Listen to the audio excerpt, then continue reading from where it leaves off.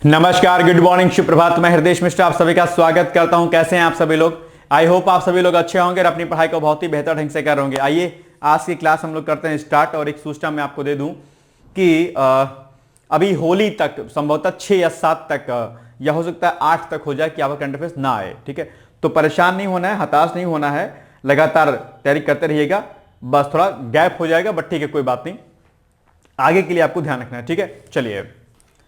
तो कल प्रश्न था हमारा कि केन्या की स्वतंत्रता किस देश से हुई? तो आप जानते हो कि ब्रिटेन से हुई थी। Option number D is the right answer. ठीक है, आप लोग प्रश्नों का उत्तर जरूर दिया करिए, जो मैं आपको करंट के लास्ट में कराता हूं कि भाई इसका उत्तर आपको देना है। दूसरा, मुख्य परीक्षा के लिए भी प्रश्न देता हूं आप लोग को, है ना, तो उसकी प्रैक्टिस भी कर लिया करिए आप लोग घर में बैठ करके। चलिए, आज का पहला टॉपिक है international film festival Delhi IFFD 2026। ठीक है, तो मुख्यमंत्री कौन है दिल्ली की? रेखा गुप्ता जी हैं। उन्होंने ही दिल्ली सचिवालय में पहली बार आयोजित होने जा रहे इंटरनेशनल फिल्म फेस्टिवल, ठीक है, दिल्ली 2026 का कर्टन रेजर किया। उन्होंने इसे दिल्ली को वैश्विक सांस्कृतिक और सिनेमाई केंद्र के रूप में स्थापित करने की दिशा में ऐतिहासिक अवसर बताया हुआ है। ठीक है, और कब से कब तक होगा ये? तो ये आपको डेट याद रखनी, 25 से लेकर के और 31 मार्च 2026 तक ये आयोजित किया जाएगा। तो ये डेट आपको याद रखनी है कि कब से कब होगा, 25 से कितना, 31 मार्च तक। ठीक है, 31 मार्च तक ये चलेगा आपका प्रॉपर। ठीक है, ये city wide film festival Bharat Mandapam सहित नई दिल्ली के विभिन्न प्रतिष्ठित स्थलों पर आयोजित किया गया। अलग अलग स्थानों पर इसको आयोजित किया जाएगा। इसे दिल्ली की रचनात्मक शक्ति, सांस्कृतिक विरासत और आधुनिक सोच का उत्सव बताते हुए कहा कि यह पब्लिक फेस्टिवल होगा जिसमें हर दिल्ली वासी की सहभागिता सुनिश्चित की जाएगी। फिल्म महोत्सव में 125 से अधिक भारतीय और अंतर्राष्ट्रीय फिल्मों का प्रदर्शन भी किया जाएगा। इसके साथ ही गाला प्रीमियर, मास्टर क्लास, इंडस्ट्री संवाद, कार्यशालाएं और सांस्कृतिक कार्यक्रम भी आयोजित होंगे। डिजिटल और उभरते सिनेमा को समर्पित विशेष प्रस्तुतियां नई तकनीक और नवाचार को मंच प्रदान करेंगी अपने आप पे। ठीक है, तो ये चर्चा मेरा, इसको ध्यान रखिएगा। अब इस पर प्रश्न बन जाएगा आपके सामने छोटा सा, ये बताओ इंटरनेशनल फिल्म फेस्टिवल दिल्ली 2026 का आयोजन कब किया जाएगा? पहला ऑप्शन 1 से 7 मार्च, बी ऑप्शन 10 से 15 मार्च, सी ऑप्शन 25 से 31 मार्च और फिर डी ऑप्शन 5 से 10 अप्रैल 2026। क्या हो जाएगा इसका उत्तर? बहुत आसान है, अभी तो हमने बताया आपको 25 से 31 मार्च। तो कहां पर है 25 से 31 मार्च? ये आपका सी वाले ऑप्शन में है। ठीक है, हो गया। सर्वाइकल कैंसर से बचाव के लिए HPV वैक्सीन को सरकार एक अभियान के रूप में शुरू कर रही है। आप जानते होंगे HPV वैक्सीन, ठीक है, सर्वाइकल कैंसर जो कि खासकर फीमेल्स में होता है अपने आप में, ठीक है, और अक्सर जान चली जाती है, इसमें खतरनाक होती है, इसके लिए वैक्सीनेशन प्रोग्राम चल रहा है। सर्वाइकल कैंसर से बचाव के लिए HPV, क्या HPV वैक्सीन को सरकार एक अभियान के रूप में शुरू कर रही है। जो अभी आपका HEO वाला एग्जाम है ना, उसमें इसको आपको ध्यान रखना है। HEO वाला एग्जाम है, ठीक है, HEO वाला एग्जाम है, इसको ध्यान रखना है आपको। ठीक है, HPV वैक्सीन को सरकार एक अभियान के रूप में शुरू कर रही है। डॉक्टर पाल ने कहा कि यह वैक्सीन 14 वर्ष तक की बालिकाओं को दी जाएगी। इसका उद्देश्य क्या है? इसका उद्देश्य यह सुनिश्चित करना है कि प्रजनन जीवन से पहले बालिकाओं को इस बारे में जानकारी हो और टीकाकरण के माध्यम से उन्हें संक्रमण से सुरक्षित रखा जा सके। ठीक है, तो ये एक खास बात है, ध्यान रखिएगा इसको, है ना। सर्वाइकल कैंसर क्या है, इसको थोड़ा सा हम देख लेते हैं। सर्वाइकल कैंसर गर्भाशय ग्रीवा में, ठीक है, यानी कि जो आपका गर्भाशय ग्रीवा होता है उसमें विकसित होने वाला कैंसर है। या विश्व भर में महिलाओं में होने वाले प्रमुख कैंसरों में से एक है। जैसे कि आपका स्तन कैंसर भी एक सामान्य कैंसर है जो कि महिलाओं में अक्सर दिखाया जाता है। ठीक उसी प्रकार से ये आपका ये जो सर्वाइकल कैंसर जिसको हम लोग गर्भाशय ग्रीवा कहते हैं, इसमें होता है, ये भी खतरनाक है अपने आप में। यह विश्व भर में महिलाओं में होने वाले प्रमुख कैंसरों में से एक है, परंतु समय पर जांच और अगर टीकाकरण इसमें हो जाए तो काफी हद तक हम इसको रोक सकते हैं। और इसीलिए व्यापक स्तर पर क्या है, सरकार इसको रोकने का प्रयास कर रही है। क्या इसका रीजन होता है? नंबर 1, ह्यूमन पैपिलोमा वायरस, इसका HPV, क्या, ह्यूमन पैपिलोमा वायरस, HPV संक्रमण इसको बोलते हैं ना, HPV। देखो ये याद रखिएगा, ठीक है। विशेषकर उच्च जोखिम प्रकार से 16 और 18 जैसे उम्र में होता है, खासकर असुरक्षित यौन संबंधों से होता है, कम उम्र में विवाह या गर्भधारण से होता है और अनेक आदि उसमें होता है, रहता है। ये धूम्रपान भी एक कारण है इसका। कमजोर प्रतिरक्षा तंत्र, यानी कि अगर वीक इम्यून सिस्टम आपका तो भी होता है। ध्यान रखिएगा कि अगर आपका इम्यून सिस्टम अगर वीक है तो भी बहुत प्रकार की बीमारियां होती हैं। इसीलिए अपना जो आप हेल्दी फूड्स खाइए, ये नहीं कि पिज्जा बर्गर खाइएगा। पिज्जा बर्गर खाइएगा तो कैंसर कॉजेज होता है, आप जानते होंगे। आंतें खराब हो जाती हैं, आपका हार्ट खराब हो जाता है, आपके इंटेस्टाइन खराब हो जाएगी, आपकी किडनी फेल हो जाती है, ठीक है। तो ये क्या, और कैंसर कॉजेज होने का खतरा रहता है, ठीक है। तो ये जो आप लोग जंक फूड खाते हो, और इनफैक्ट जो आप लोग सौंदर्य प्रसाधन जो आप यूज करते हैं ना, ब्यूटी जो प्रोडक्ट्स आप लोग यूज करते हैं, अलग प्रकार के परफ्यूम्स एंड बाकी चीजें, यह भी बड़ी खतरनाक होती है। जो आप लोग ना बॉडी स्प्रे नहीं लगाते हो अपने ऊपर, अगर कई बार क्या हुआ ना कि अगर उसने स्किन पर आपने मार लिया, ठीक है, और अगर स्किन के साथ अगर कहीं रिएक्ट हो गया वो कंपाउंड, तो स्किन कैंसर हो जाएगा आपको। इसलिए कभी भी अगर आप लोग बॉडी स्प्रे वगैरह यूज किया करिए तो कपड़ों पर मारा करिए उसको, है ना। बॉडी पर कई बार ना ऐसे लोग शर्ट खोल के डाल देंगे ये मत किया करिए, पाउडर नहीं है महाराज, ठीक है, ध्यान रखिएगा। और पाउडर भी खतरनाक होता है अपने आप पे, इसलिए ब्यूटी प्रोडक्ट्स मत यूज किया करिए। अच्छा खाना खाइए, खूब पानी पीजिए, ठीक है, सैलेड और बाकी फ्रूट्स खाइए, आपके चेहरे पर आड़ी निखार आ जाएगा। किसी आउटर प्रोडक्ट की आपको आवश्यकता नहीं पड़ेगी, आपके भीतर ही ऑटोमेटिक मशीन लगी हुई है। अच्छा खाना खाओगे तो वो अच्छा रेट करेगी आपकी बॉडी के साथ, ठीक है। और अगर कुछ लगाना है फीमेल मेल को तो उबटन लगाइए, है ना, हल्दी, दूध और जो है बेसन या फिर जो है आटा आप यूज करिए और अपना उपटन से लगाइए और मुल्तानी मिट्टी का प्रयोग करिए, फिर देखिए निखार कैसे आता है। और हरी सब्जियां खाइए आप, देखिए, फिर बादाम काजू खाइए, अब देखिए आप कितना सुंदर लगेंगे या लगेंगे, है ना। जादू घर में जो आप लोग जाते हैं ना शादी पार्टी में, जाते तो एक्स नाम का है और आते हैं वाई नाम का बन करके, ठीक है। जादूघर जो कि पार्लर जिसको हम कहते हैं, वहां पे मत जाया करिए, क्योंकि आप होते कुछ हैं और आपको बना के भेजा कुछ और जाता है, ठीक है। चलिए, तो ये हो गया। एक बार हमारे खास हैं, वो शादी थी हमारे बड़े भाई की, तो जो है वो सच के आए, ठीक है।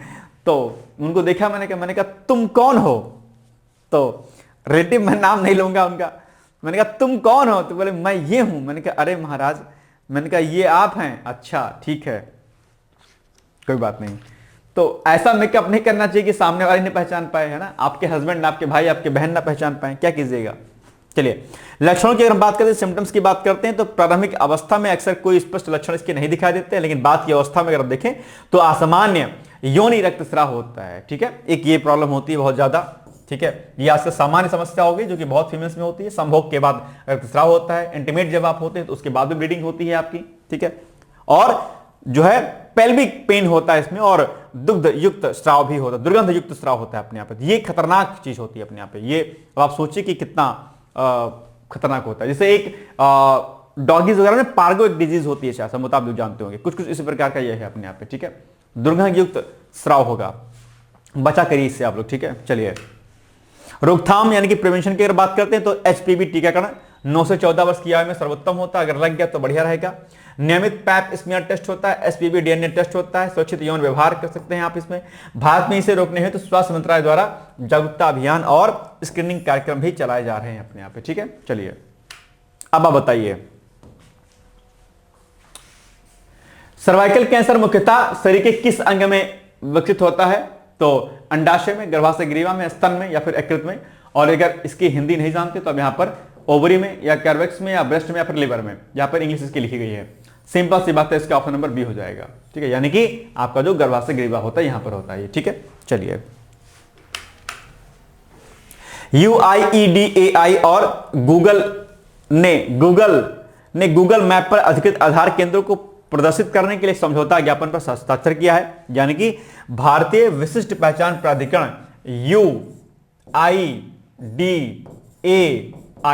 ठीक है, और गूगल ने गूगल मैप पर, यहां पर गूगल मैप पर अधिकृत आधार केंद्रों को प्रदर्शित करने के लिए एक समझौता पर साइन किया है।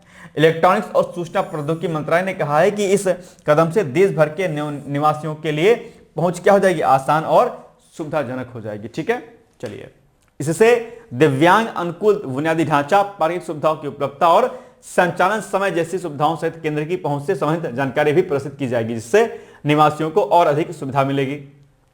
इस सहयोग से आधार नंबर धारकों के लिए जीवन आसान होगा और अधिकृत आधार केंद्रों तक पहुंचना अब तेज और पारदर्शी भी हो जाएगा, ध्यान रखिएगा, ठीक है।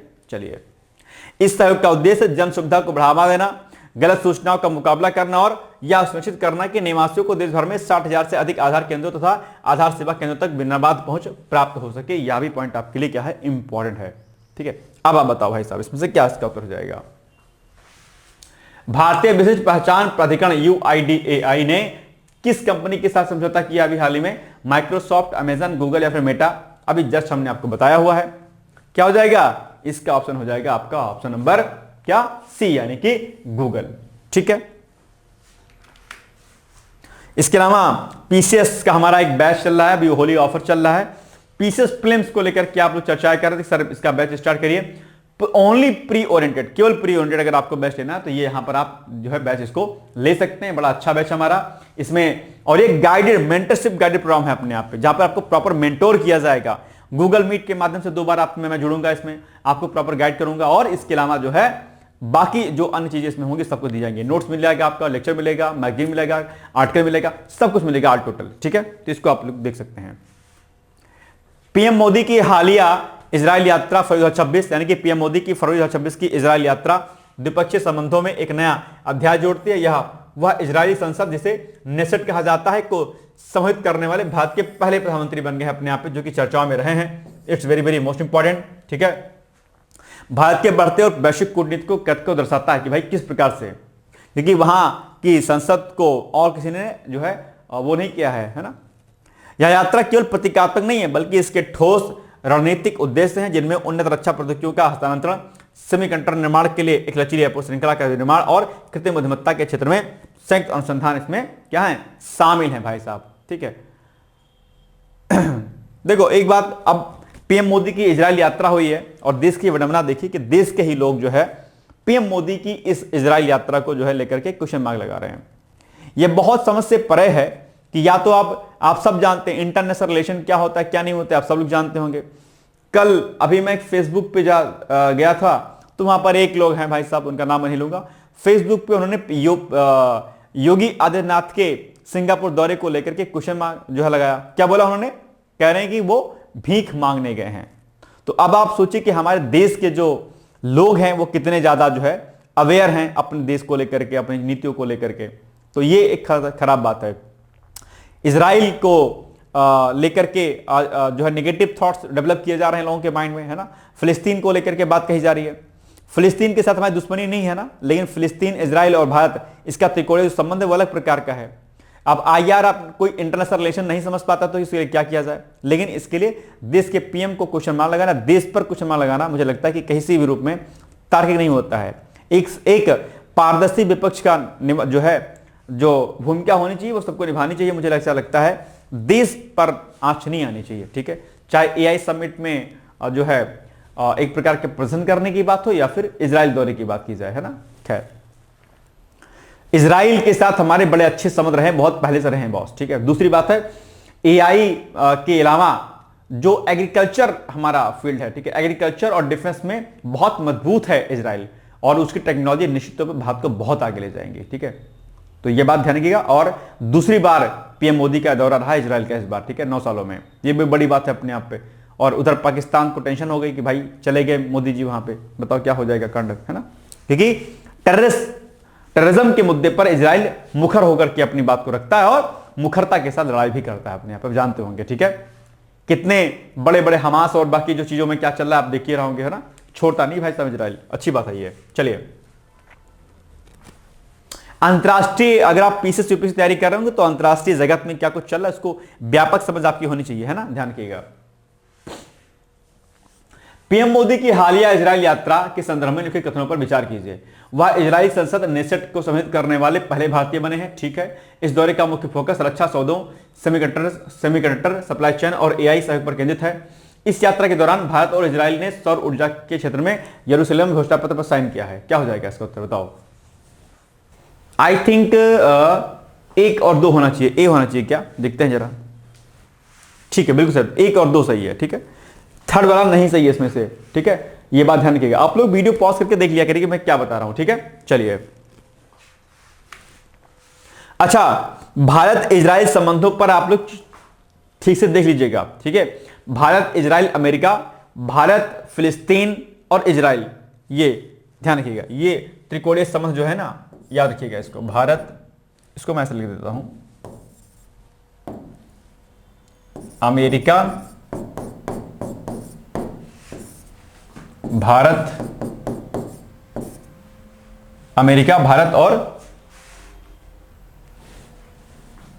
इजराइल। ठीक है, उसके बाद फिर से रखिए बीच में भारत,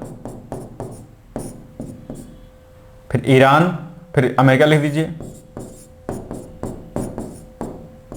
और ईरान, ठीक है। फिर इधर लिख दीजिए फिलिस्तीन, फिलिस्तीन, फिर इधर भारत और फिर इधर इजराइल, ठीक है। फिर इधर लिख दीजिए अमेरिका, अमेरिका इधर लिख दीजिए ऊपर, अमेरिका, भारत और रूस। ये आपको क्या करना, रेडी करना है। अमेरिका भारत रूस संबंध, अमेरिका भारत और इजराइल संबंध, अमेरिका भारत और ईरान संबंध और फिलिस्तीन भारत और इजराइल संबंध, ये आप रेडी कर लीजिएगा। बाकी चाइना और बाकी तो देश अगल बगल हैं तो उनको पता ही होगा अपने आप में, ठीक है। लेकिन ये अभी लेटेस्ट में इनके बारे में, ऐसे अभी इंटरव्यू चल रहे हैं, इनके बारे में आपको जानकारी होनी चाहिए आराम से, ठीक है। ये बहुत इंपॉर्टेंट चीजें हैं आपके लिए, ठीक है, कि भाई क्या क्या इसमें चीजें चल रही हैं इसमें से, ये बहुत इंपॉर्टेंट है और इसको आप लोग क्या करेगा, रेडी कर लीजिएगा अच्छी तरीके से, ठीक है। चलिए, भारत और ब्राजील के बीच संपन्न हुई द्विपक्षीय बैठक अभी हाल ही में हुई है, आई थिंक 21 फरवरी को शायद हुई है, ठीक है। तो पीएम मोदी और ब्राजील के राष्ट्रपति कौन है भाई साहब, लुला डी सिल्वा के बीच जो है नई दिल्ली में हुई द्विपक्षीय बैठक रणनीतिक साझेदारी को प्रगाढ़ करने की दिशा में एक महत्वपूर्ण कदम है। दोनों नेताओं ने वर्तमान व्यापारिक संबंधों की समीक्षा की और वर्ष 2030 तक आपसी व्यापार को दोगुना कर $30 बिलियन तक पहुंचाने का लक्ष्य भी निर्धारित किया है। तो ये पॉइंट आपके लिए क्या हो जाएगा, इंपॉर्टेंट, कि भाई कितना करना है व्यापार, तो ये 2030 तक, ईयर याद रखिएगा कब तक के लिए है, ईयर आपका क्या है 2030 तक का याद रखिएगा, और दोगुना करके कितना करना है, $30 बिलियन तक पहुंचाना है 2030 तक। ये दोनों पॉइंट आपको क्या करना है, ये किसके मध्य में, भारत यानी कि इंडिया और ब्राजील के मध्य में, ठीक है। यह निर्णय वैश्विक आर्थिक अनिश्चितताओं के बीच दक्षिण सहयोग यानी कि साउथ साउथ कॉर्पोरेशन को मजबूत करने की दिशा में और मजबूती के साथ इसकी प्रतिबद्धता को दर्शाता है। चलिए, इसके अलावा ऊर्जा सुरक्षा, भविष्य की तकनीकों की आवश्यकता को देखते हुए दोनों देशों ने क्रिटिकल मिनरल्स, क्या क्रिटिकल मिनरल्स, विशेष रूप से लिथियम के अन्वेषण और विकास के लिए एक महत्वपूर्ण समझौता ज्ञापन पर भी साइन किया है। लिथियम सेमीकंडक्टर और ईवी बैटरी निर्माण के लिए आवश्यक है और ब्राजील के पास इसके विशाल भंडार हैं। यह समझौता भारत की आत्मनिर्भर भारत और हरित ऊर्जा लक्ष्यों को पूरा करने के लिए अत्यंत महत्वपूर्ण है, ठीक है। तो लिथियम सेमीकंडक्टर, तो ये इलेक्ट्रॉनिक बैटरी निर्माण के लिए बहुत आवश्यक है। और आप जानते होंगे कि इस समय हम लोग जो है इलेक्ट्रॉनिक व्हीकल यानी कि जो परिवहन है इस पर हम लोग खूब जोर दे रहे हैं, उसमें हमें बहुत बड़े स्तर पर लिथियम सेमीकंडक्टर की आवश्यकता होगी, और जो कि ब्राजील में जिसके भंडार बहुत ज्यादा हैं, और ऐसे में निश्चित तौर पर जो है हम इस मामले में और ज्यादा मजबूत होंगे अपने यहाँ पे, ठीक है। तो ये हमारे इंटरेस्ट है इसको लेकर के। चलिए, अब आप बताइए प्रश्न क्या हो जाएगा इसका उत्तर। भारत और ब्राजील के बीच हाल ही में संपन्न हुई द्विपक्षीय बैठक के संदर्भ में निम्नलिखित कथनों पर विचार कीजिए। नंबर 1, दोनों देशों ने 2030 तक अपने द्विपक्षीय व्यापार को 30 बिलियन तक दोगुना करने का महत्वाकांक्षी लक्ष्य रखा है। देखो यहां पर 30 है कि नहीं है, ये देखो यहां पर लिखा हुआ, ठीक है, बिल्कुल सही बात है। रणनीतिक सहयोग को मजबूत करने के लिए क्रिटिकल मिनरल्स, विशेष रूप से लिथियम के क्षेत्र में एक समझौता ज्ञापन पर हस्ताक्षर किया गया है, ठीक है। यह बैठक नई दिल्ली में पीएम मोदी और ब्राजील के राष्ट्रपति लुला डी सिल्वा के बीच आयोजित की गई थी, बिल्कुल सही बात है, ठीक है। ये एक खास बात है, मुझे लग रहा है इसमें तीनों होना चाहिए या कुछ और होना चाहिए। क्या डी वाला ऑप्शन होगा, ठीक है, या फिर इसमें से कोई और ऑप्शन होगा, बोलो भाई, सोच के बताइए आप लोग कि इसका उत्तर एग्जैक्टली क्या होगा, ठीक है। डी होगा, बिल्कुल सही बात है। तीनों ही कथन क्या इसमें सही है, जैसा कि अभी हमने व्याख्या पढ़ा उसी व्याख्या पर बेस्ड ये प्रश्न आपके सामने यहां पर दिया गया है, ठीक है। चलिए, बैडमिंटन वर्ल्ड चैंपियनशिप 2026, तो बैडमिंटन फेडरेशन ने आधिकारिक तौर पर घोषणा की है कि बैडमिंटन वर्ल्ड चैंपियनशिप 2026 का आयोजन भारत की राजधानी नई दिल्ली में किया जाएगा, और यह घोषणा पेरिस में आयोजित 2025 चैंपियनशिप के समापन समारोह के दौरान की गई थी। भारत को इस प्रतिष्ठित वैश्विक प्रतियोगिता की मेजबानी लगभग 17 वर्षों के लंबे समय के बाद मिली है, तो इसीलिए क्या है, ये अपने आप में ज्यादा इंपॉर्टेंट हो जाएगा आपके लिए, ठीक। चलिए, इसके पहले भारत ने अंतिम बार वर्ष 2009 में हैदराबाद में विश्व बैडमिंटन चैंपियनशिप की मेजबानी की थी। तो अब ये फैक्ट भी क्या हो जाएगा आपके लिए, इंपॉर्टेंट हो जाएगा, टिक लगा लीजिएगा इसको आप लोग, ठीक है। नेक्स्ट है, नई दिल्ली में इस आयोजन का स्थान मुख्य रूप से इंदिरा गांधी एरिना होने की संभावना है। यह आयोजन न केवल भारतीय खेल आयोजन क्षमताओं को प्रदर्शित करेगा, बल्कि देश में बैडमिंटन की बढ़ती लोकप्रियता और अंतर्राष्ट्रीय स्तर पर भारतीय शटरों की सफलता की को भी रेखांकित करने का प्रयास करेगा। चैंपियनशिप का आयोजन अगस्त 2026 में निर्धारित है, जो एशिया में 8 वर्षों के बाद इस टूर्नामेंट की वापसी का प्रतीक होगा अपने आप पे। ठीक है, तो आप लोग भी इसको देखिएगा अच्छी तरीके से। ठीक है, चलिए अब आप बताइए प्रश्न। बैडमिंटन वर्ल्ड फेडरेशन द्वारा की गई हालिया घोषणा के अनुसार वर्ष 2026 में होने वाली बैडमिंटन वर्ल्ड चैंपियनशिप की मेजबानी कौन देश करेगा अपने आप में?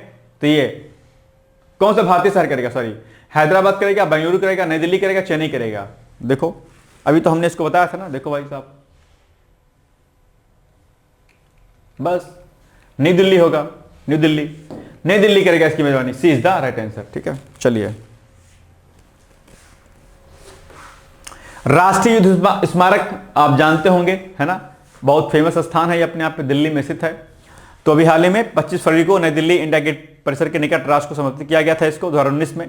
ठीक है, पृष्ठभूमि क्या है कि राष्ट्रीय युद्ध स्मारक यानी कि नेशनल वॉर मेमोरियल को 25 फरवरी 2019 को नई दिल्ली में इंडिया गेट परिसर के निकट राष्ट्र को समर्पित किया गया था। तो अभी हाल ही में 25 फरवरी बीती है, इसलिए चर्चाओं में है ये। यह स्मारक विशेष रूप से उन बहादुर भारतीय सैनिकों की स्मृति बनाया गया है जिन्होंने स्वतंत्रता के बाद 1947 से अब तक देश की रक्षा, संयुक्त राष्ट्र शांति अभियानों और विभिन्न सैन्य ऑपरेशनों में अपने प्राणों की आहुति दी है।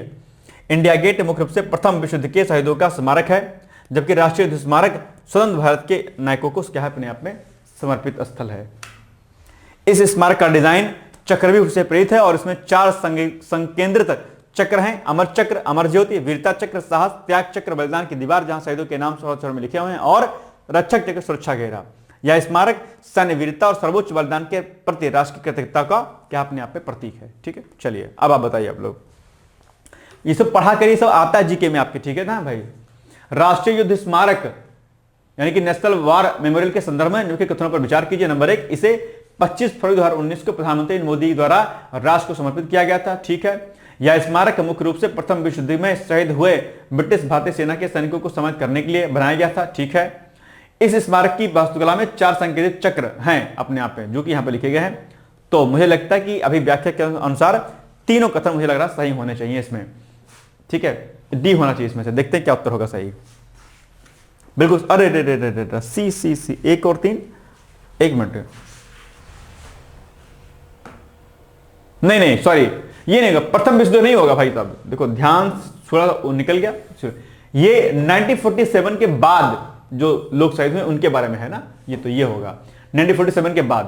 तो इसमें क्या हो जाएगा, ये सही मतलब गलत है, 1 हो जाएगा और 3 हो जाएगा आपका, ये सही है। सी इज द राइट आंसर। ठीक है, थोड़ी सी सावधानी हटी, अगर शब्द नहीं पकड़ पाए तो तुरंत गलती कर जाएंगे। ठीक है, चलिए आज का प्रश्न आपके लिए कि सर्वाइकल कैंसर का प्रमुख कारण क्या है? Malaria, typhoid, human papilloma virus, HPV संक्रमण क्या है? अभी आज ही इसको मैंने बताया, आप इसको बताइएगा मुझे प्लीज। ठीक है, आज का प्रश्न आपके लिए है कि डिजिटल शासन के संदर्भ में भारतीय विशेष पहचान प्राधिकरण की भूमिका का विश्लेषण कीजिए। आधार प्रणाली से जुड़े लाभों, चुनौतियों तथा निष्ठा और डेटा सुरक्षा के मुद्दों पर चर्चा भी कीजिए। ये आपको बताना है आज का। कल हमने आपसे प्रश्न पूछा था कि भारत और इजराइल के बीच आतंकवाद रोधी सहयोग की आवश्यकता और उसके रणनीतिक महत्व पर चर्चा कीजिए। इसकी प्रस्तावना क्या हो जाएगी? प्रस्तावना हो जाएगी कि भाई भारत और इजराइल दोनों ही लंबे समय से आतंकवाद की चुनौती का सामना कर रहे हैं और दोनों देश मिलकर के इस पर काम कर रहे हैं। इसी मुद्दे को लेकर के पाकिस्तान बौखलाया हुआ है, अरे भाई साहब पीएम चलेंगे दूसरी बार वहां पर, और देश की संसद को उन्होंने इजराइल की संसद को जो है संबोधित किया। ये बड़ी बात थी अपने आप में। वहां का विपक्ष पहले मोदी जी के विरोध में था, लेकिन पार्लियामेंट में सभी लोग शामिल थे और बहुत तल्लीनता से बात मोदी की सुनी। ये बड़ी बात है अपने आप में। भारत को सीमा पार आतंकवाद और आंतरिक उग्रवाद का सामना करना पड़ रहा है, जबकि इजराइल पश्चिम एशिया क्षेत्र में आतंकवादी संगठनों से जूझता रहा है। समान सुरक्षा चुनौतियों ने दोनों देशों के बीच आतंकवाद रोधी सहयोग को मजबूत करने का आधार प्रदान किया है। आतंकवाद रोधी सहयोग की आवश्यकता क्यों है भैया? समान सुरक्षा चुनौतियां हैं क्योंकि दोनों देश आतंकी हमलों और चरमपंथी संगठनों के निशाने पर रहे हैं। उभरती तकनीकी चुनौतियां हैं, ड्रोन, साइबर माध्यम और कृत्रिम बुद्धिमत्ता के दुरुपयोग से आतंकवाद का स्वरूप जटिल हुआ है। खुफिया साझेदारी, समय पर सूचना साझा करने और हमलों की रोकथाम संभव होती है। जिससे क्षमता निर्माण की बात करते हैं तो प्रशिक्षण, संयुक्त अभ्यास और सुरक्षा बलों के आधुनिकीकरण में सहयोग की आवश्यकता भी है। इसमें रणनीतिक महत्व की बात करते हैं तो रक्षा प्रौद्योगिकी सहयोग, यानी कि इजराइल उन्नत रक्षा तकनीक, ड्रोन, मिसाइल प्रणाली आदि में अग्रणी है, जिससे भारत की सैन्य क्षमता सुदृढ़ होगी अपने आप, क्योंकि भैया डिफेंस में बहुत मजबूत है अपने आप में। वहां के हर नागरिक को 2 साल सेना में 2 साल कार्य करना इंपॉर्टेंट है, आप जानते होंगे, है ना। आंतरिक सुरक्षा सुदृढ़ीकरण, सीमा प्रबंधन, निगरानी प्रणाली और आतंकवाद रोधी अभियानों में सुरक्षा। कूटनीतिक संतुलन की अगर बात करते हैं तो पश्चिम एशिया में भारत की रणनीतिक उपस्थिति मजबूत होती है। रणनीतिक साझेदारी का विस्तार यानी कि रक्षा, कृषि, साइबर सुरक्षा और नवाचार जैसे क्षेत्रों में व्यापक सहयोग मिलता है। निष्कर्षतः भारत इजराइल आतंकवाद रोधी सहयोग केवल सुरक्षा तक सीमित नहीं है, बल्कि यह दोनों देशों की व्यापक रणनीतिक साझेदारी का महत्वपूर्ण स्तंभ है। बदलते वैश्विक सुरक्षा परिदृश्य में यह सहयोग भारत की राष्ट्रीय सुरक्षा, तकनीक, आत्मनिर्भरता और अंतर्राष्ट्रीय प्रभाव को सुदृढ़ करने में सहायक सिद्ध होगा। तो ये भारत और इजराइल की जो दोस्ती अपने आप में एक बड़े रूप में आपको दिखाई देगी, और निश्चित तौर पर पीएम मोदी का दौरा भारत को आने वाले समय में एग्रीकल्चर और डिफेंस सेक्टर में बड़ी मजबूती के साथ, प्रखरता के साथ आगे बढ़ाने का प्रयास करेगा। तो ये यात्रा बड़ी मजबूत है अपने आप में, इसको आप लोग प्लीज अच्छे से करने का प्रयास कीजिएगा, क्योंकि ये इसमें आपके एग्जाम में प्रश्न यहां से बन जाएगा, ठीक है। बाकी अभी होली का शुभ अवसर है, रमजान का पवित्र महीना चल रहा है, ऐसे में आप लोग के लिए होली के में बहुत सारे ऑफर दिए गए हैं। यहां पर अलग अलग हमारे कोर्स दिए गए हैं, जैसे यूपीएससी आरओआर 2026, इसकी फीस कितनी 7,000, इसका कूपन कोड लगाइएगा डिको 2000, इसकी फीस आएगी 5,000। लोअर पीसेस इसकी फीस है 5,999, इसमें कूपन कोड लगाइएगा लोअर 3000 और फीस हो जाएगी आपकी 2,999, ठीक है, यानी कि 3,000। ब्लॉक एजुकेशन ऑफिसर यानी कि बीओ की फीस है 6,000, कूपन कोड लगाइएगा बीओ 2000, फीस होगी आपकी 4,000। UPSC prelims target batch 4500 fees है इसकी, कूपन कोड लगाइएगा पीसेस 2,000, इसकी फीस होगी आपकी 2,500। यूपीएससी फाउंडेशन बैच 2026, इसकी फीस है 12,000, फ्लैट 50% का डिस्काउंट है, आपकी फीस हो जाएगी आपकी 6,000। इलाहाबाद हाईकोर्ट आयोग की फीस है 2499, कूपन कोड लगाइएगा ASC 500, फीस होगी आपकी 2,000। यूपीडब्ल्यूएससी लेखपाल का बैच 2499 रुपए में है, कूपन कोड लगाइएगा आपका लेखपाल 1000, फीस होगी आपकी 1499 रुपए। करंट अफेयर्स बूस्टर बैच 501 रुपए का है, फ्लैट 50% का डिस्काउंट है, फीस होगी इसकी आपकी 251 रुपए। और एसए है 1500 रुपए में, इस पर भी डिस्काउंट चल रहा है आपका 500 रुपए का, और इस पर हो जाएगी फीस आपकी 1000 रुपया। तो ये हमारे सारे कोर्सेज हैं, इसको आप एक एक करके देखिएगा और अपना एडमिशन आप इसमें ले सकते हैं, ठीक है। तो आज के लिए बस इतना ही, बाकी आप लोग पढ़ते रहिए, मस्त रहिए, व्यस्त रहिए, यूं ही मुस्कुराते रहिए। और अगर आपको मुझसे कोई बातचीत करनी होगी किसी भी कोर्स को लेकर के, तो आप सीधे आप हमें कॉल कीजिएगा, हमारे कॉन्टैक्ट नंबर 8604409201, ठीक है। जो भी हमारे कोर्सेज चल रहे हैं उसमें आप आराम से इस पर कॉल मैसेज कर सकते हैं, ठीक है। तो आज के लिए बस इतना ही, हम लोग मिलेंगे कल एक अगली क्लास में, तब तक आप लोग पढ़ते रहिए, मस्त रहिए, व्यस्त रहिए, मुस्कुराते रहिए। बहुत बहुत धन्यवाद है आप सभी लोगों का, ऑल द बेस्ट है, thank you so much, bye bye, take care, thank you. क्या आप लोक सेवा आयोग उत्तर प्रदेश की ROA परीक्षा में सफल होकर सचिवालय में समीक्षा अधिकारी जैसे प्रतिष्ठित पद पर चयनित होना चाहते हैं? क्या आपके पास व्यस्त दिनचर्या या व्यक्तिगत परिस्थितियों के कारण नियमित पढ़ने के लिए समय की कमी है, इसलिए एक दिन में आप 8 से 10 घंटे नहीं पढ़ सकते हैं? क्या आपका संकल्प है कि सचिवालय में समीक्षा अधिकारी बनना ही बनना है और आप उसके लिए सही मार्गदर्शन की तलाश कर रहे हैं? यदि आपके इन तीनों प्रश्नों के उत्तर हाँ हैं, तो आपकी खोज अब समाप्त होती है और आपके सपने को साकार करने के लिए आगामी समीक्षा अधिकारी परीक्षा की सुव्यवस्थित तैयारी हेतु डी-कोड एग्जाम लाया है अभ्युदय बैच। अभ्युदय बैच में आपको आगामी ROA परीक्षा के प्रारंभिक और मुख्य परीक्षा के पूरे पाठ्यक्रम को अभी से एक साथ बहुत ही बेसिक लेवल से video lecture, PDF notes, test series और उत्तर लेखन कार्यक्रम के माध्यम से पूरे विस्तार से पूर्ण कराया जाएगा। हमारे अभ्युदय बैच की सबसे बड़ी विशेषता है कि इसमें साप्ताहिक टारगेट्स के अनुसार कम से कम 5 घंटे भी पढ़कर कोई अभ्यर्थी पूरा पाठ्यक्रम अच्छे से तैयार करके परीक्षा में सफलता अर्जित कर सकता है। अभ्युदय बैच में अनुभवी और समर्पित शिक्षकों द्वारा आधारभूत मानक पुस्तकों एवं स्रोतों पर आधारित पाठ्य सामग्री उपलब्ध कराई जा रही है, जिससे पाठ्यक्रम को सभी आयामों से कवर किया जा सके। इस बैच में पाठ्यक्रम को इस विस्तार से पढ़ाया जा रहा है कि इसमें प्रवेश लेकर आप न केवल ROA परीक्षा बल्कि अन्य कई समकक्ष परीक्षाओं को भी एक साथ ही टारगेट कर सकते हैं। यानी इस परीक्षा के पाठ्यक्रम में सम्मिलित सामान्य अध्ययन, सामान्य ज्ञान, सामान्य हिंदी व्याकरण, रीजनिंग, मैथ, हिंदी आलेखन, निबंध आदि के विस्तृत अध्ययन से आप पूर्ण आत्मविश्वास से किसी भी परीक्षा में सफलता प्राप्त कर सकते हैं।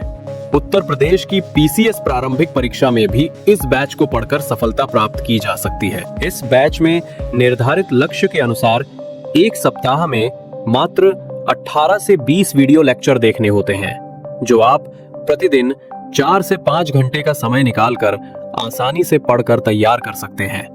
ये बैच ऑनलाइन जरूर है, परंतु इस बैच में छात्रों और शिक्षकों के बीच सीधे संवाद के लिए प्रक्रिया निर्धारित है, जिससे अभ्यर्थी अपनी शंकाओं का व्यक्तिगत समाधान प्राप्त कर सकते हैं।